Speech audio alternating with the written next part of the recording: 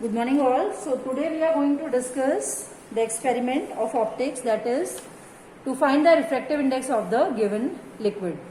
For this we need a clamp stand, we need a object needle, we need a plane mirror and a convex lens.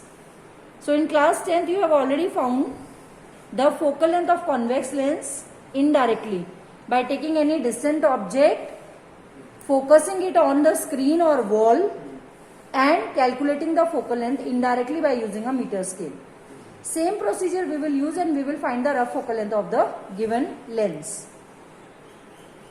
Now using that rough focal length we can calculate the radius of curvature of the given lens, or by using the spherometer also you can find the radius of curvature of the given lens.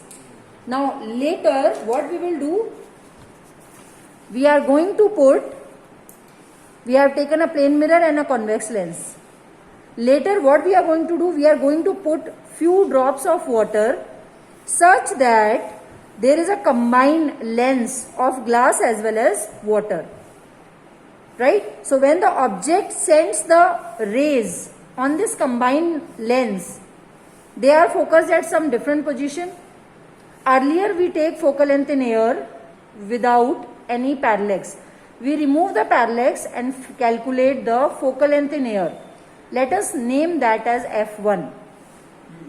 When we put the water drops and form this water lens, this is a combined lens. Let us say the combined focal length of the lens in air and lens in water and air combined is capital F. Let us say there is a water lens formed in between the plane mirror and the convex lens, and the nature of this lens will be concave. Let us say that the focal length of this concave lens is F2. So combined we know focal length in air, we can easily find the focal length in water lens, right? We know that we have already studied in theory that focal length of combination is given by 1 upon F1 plus 1 upon F2. F1 is the focal length in air, F2 is the focal length of water lens, that we can't find directly. And what we get is the combined focal length of water lens and the glass. So applying the formula 1 upon F is equals to 1 upon F1 plus 1 upon F2. We can easily find the value of F2. The value of F2 has to come in negative because it is a concave lens. Once we get to know what is the focal length of this water lens, we can apply the formula n is equals to 1 upon 1 plus r by F2. This r is the radius of curvature of the given lens. F2 is the focal length of water lens. Putting in this formula, we should get refractive index of the given liquid. For example, if the given liquid is water, then this refractive index comes out of the order of 1.33 without any units, as it is refractive index. In case your answer lies between 1.31 to 1.35, it will be accepted because we are not using pure water. So let us proceed with the experiment. So first of all, we remove the parallax. In the removal of parallax, the object needle, say this is the object needle, this is the image needle, they should not overlap, they should not have a gap in between, and when we are changing the position of eye, they should move together like this, they should not move like this, right? So this is the lens in which I have removed the parallax, and when I am closing my left eye and moving my head here and there, object and image are tip to tip, they are meeting and there is no parallax. Removal of parallax is by hit and trial method. You change the distance, you change the position, and in a particular position where object and image are moving together means there is no parallax. So one of you can come here, close your left eye without disturbing this and observe that object and image are moving like this. Anyone from you can come and check.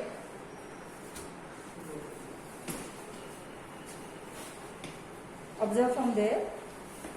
So what we have observed, that object and image both are moving together.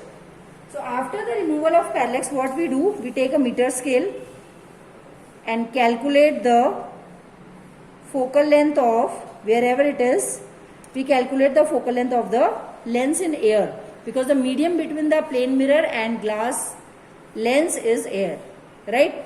After this, we remove the lens and pour few drops of water on the mirror. Few drops only, children. You should get a perfect water lens, and you should get a spherical water lens without any air bubble. Very gently, without any air bubble, you have to keep the convex lens and adjust it such that you get a perfect water lens in between. You can observe, because there is water in between the glass and the mirror now, a very perfect, very spherical water lens is formed. Now you have to calculate the combined focal length. Again, you have to remove the parallax. I'll adjust the height.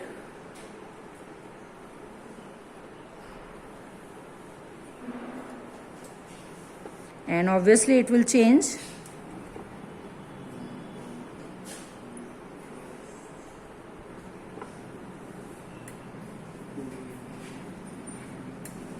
See, I am changing the height of the object also, and I am changing the position of the lens also.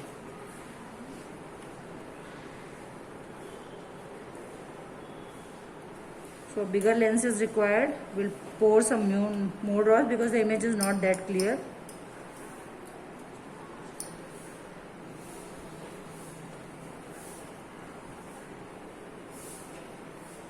Yes, this time a bigger lens is there.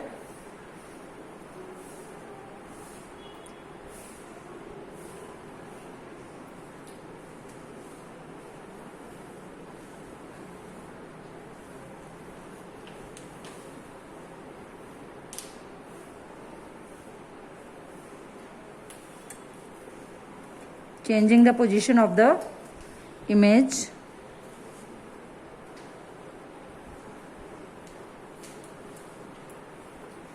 Changing the distance of the image.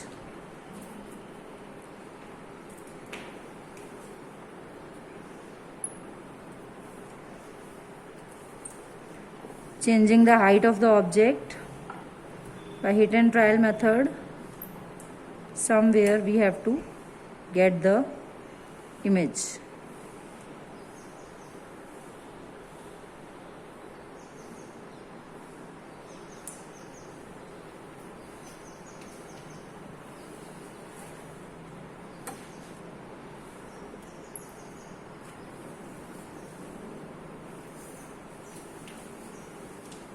So at a particular position, the parallax is removed. Now, we will observe this distance. This distance is the combined focal length. So now we have earlier distance as f1, combined distance as f. Using f1 and f, we will find out the f2. And once you calculate f2, you can put it in the formula n is equals to 1 plus r by f2 and calculate the refractive index of the given liquid. Thank you so much.